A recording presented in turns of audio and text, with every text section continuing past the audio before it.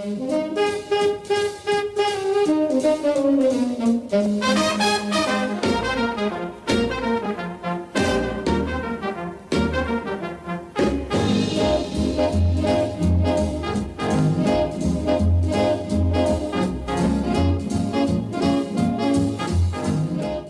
got us here was the fact that Al Parker and I both were Navy vets getting out from World War II, and housing was very short, and we lived in an apartment in Coconut Grove for a year or two, and a couple of blocks away was an old gas station that Al Parker had purchased and redesigned in this style, and it was an office. I think it's still there. It probably is. We knocked at the door.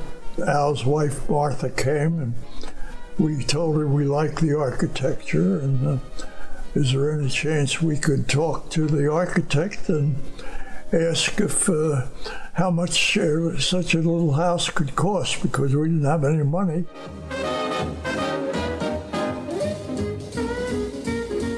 He invited us in, and we sat in the living room there for a couple of hours, and he drew sketches of what he had in mind, and that ended in a contract.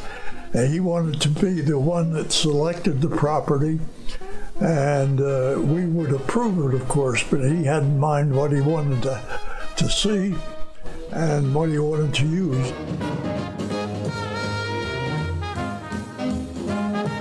Several months before Parker could find the exact spot, and this pit was vacant. I mean, there wasn't a house for blocks around.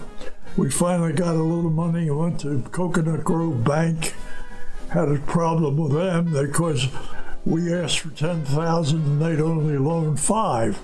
And well, my wife said, "How do you expect us to build this place if we don't have the money to do it?"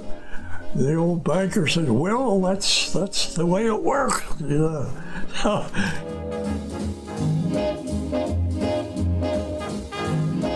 We started work on the place here. Al came down with some sketches and the dimensions and everything, and we had to dig a foundation.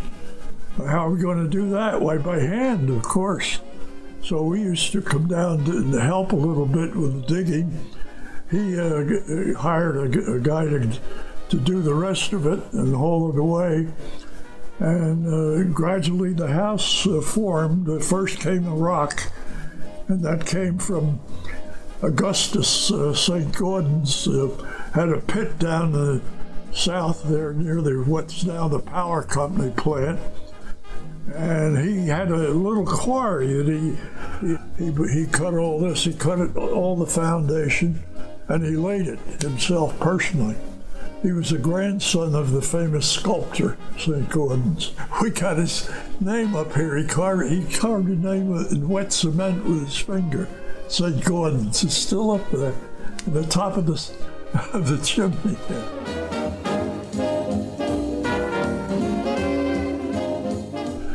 He believed greatly in Frank Lloyd Wright, and I think he knew him. Maybe he just met him, I don't know, but he took Wright's work as an example of the way he'd like to do work, and he did it.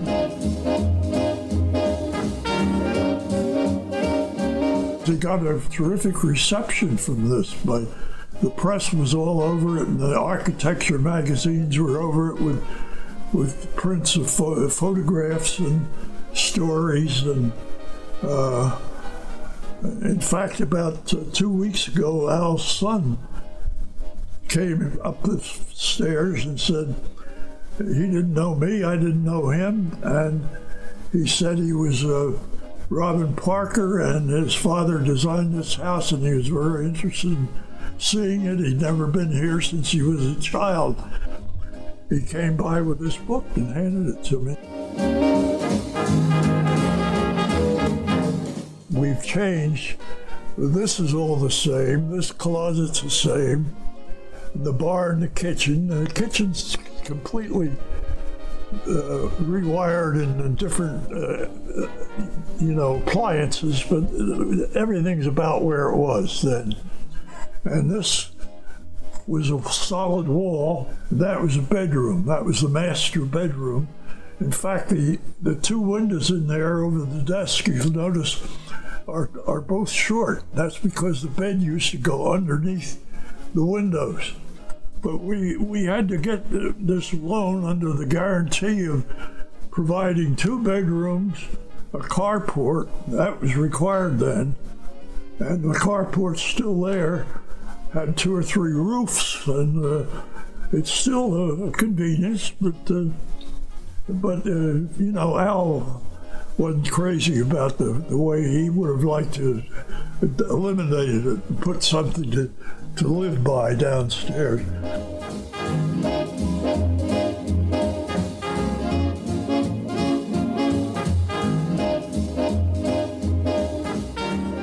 We didn't have the air conditioner put in for maybe 15 years until they were a little cheaper. And that had to be done with the duct running across on top of the roof. And it's all made of sheet metal, a galvanized sheet, and that was completely outside of Parker's thoughts. These windows were put at an angle to the eastern breeze, as Al said. We're always going to have an eastern breeze. And we had some off and on.